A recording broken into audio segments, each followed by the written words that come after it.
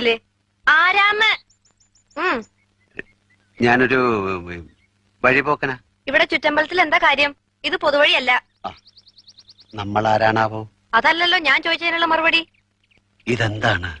കാവിലെ ഭഗവതി നേരിട്ട് പ്രത്യക്ഷപ്പെട്ടതാണോ? അതെ. അല്ലാന്ന് തോന്നാൻ മാഷ്ക്ക് ഭഗവതിയെ മുമ്പ് കണ്ട പരിചയമൊന്നുമില്ലല്ലോ. ഉവ്വോ?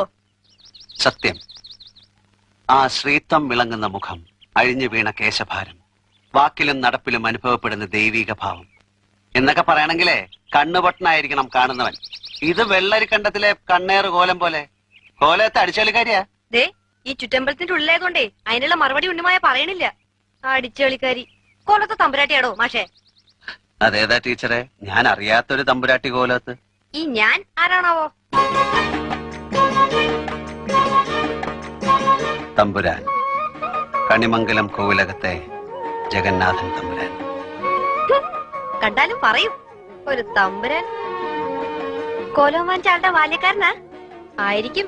മൂർത്തിയെക്കാളും വലിയ ശാന്തിയുള്ള കാല. മുന്നിന്ന് മാറുക തമ്പുരാൻ.